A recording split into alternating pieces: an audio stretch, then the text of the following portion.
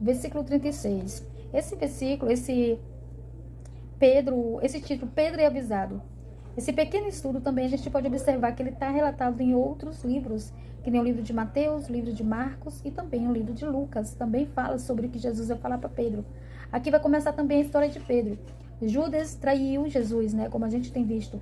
E Pedro vai negar Jesus por causa do seu jeito impulsivo, né, aquele seu jeito de autoconfiança, autocontrole. E ele vai se perder aqui. Aqui vai começar a queda, a perca de Pedro diante do Senhor. E perguntou-lhe Simão Pedro: Senhor, para onde vais? E respondeu Jesus: para onde eu vou, não me podes seguir agora. Mais tarde, porém, me seguirás. Então, mais uma vez, o Senhor está anunciando, né, para os discípulos que para onde ele vai. E Pedro, como eu sempre digo, ele é aquele homem que não gosta de ter dúvidas. Ele perguntou para onde. E Jesus deu essa resposta para ele, né? Para onde eu vou, não podeis me seguir agora. Mais tarde, porém, me seguirás. Ou seja, essa era a hora de Cristo.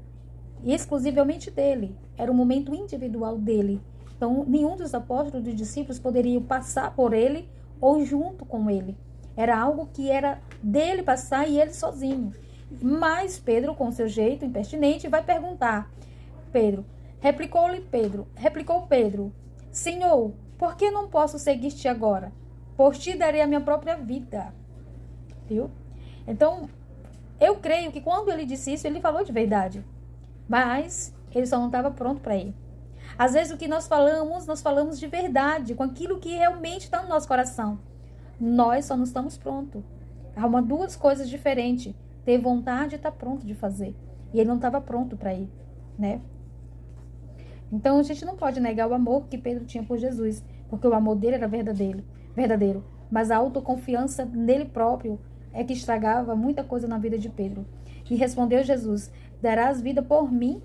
Em verdade, eu te digo que jamais cantará o galo antes que me negue 3 vezes. Amém, Jesus? Então você vê que ele era um homem muito bravo. Ele era um homem muito mesmo impossível, cheio de emoções. Ele era cheio, ele se conduzia a Cristo por emoção. Mas infelizmente Jesus o alertou ele dessa fraqueza também dele. Judas era a avareza, Pedro era a autoconfiança nele mesmo, né?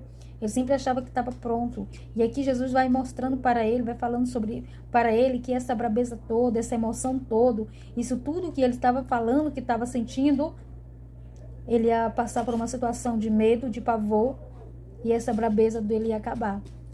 E ele ia cair. E ele ia se envergonhar. E foi exatamente isso que aconteceu. Assim que Pedro teve a chance de mostrar que verdadeiramente ele era brabo, ele não foi brabo. Então, as emoções que às vezes sentimos no momento em que é para nós nos acalmar, estraga muita coisa. Esse jeito impulsivo que às vezes nós temos no momento errado, na forma errada, no falar, no agir, no comportar, pode destruir algo lindo que pode acontecer na nossa vida, que poderia encerrar de uma forma perfeita. Então, o que nós temos que pedir a Deus é que Deus controle as nossas emoções. E se nós somos uma pessoa impulsiva, que Deus controle também esse nosso lado impulsivo, para que a gente não venha nos envergonhar, assim como Pedro foi envergonhado ao ver que fez coisas que não deveria fazer. Que dele mesmo, ele nunca achava que ele ia ter coragem de fazer. E fez. E eu costumo dizer que o medo faz nós fazer coisas, dizer coisas e nos comportar de forma que a gente nunca poderia imaginar que teríamos coragem.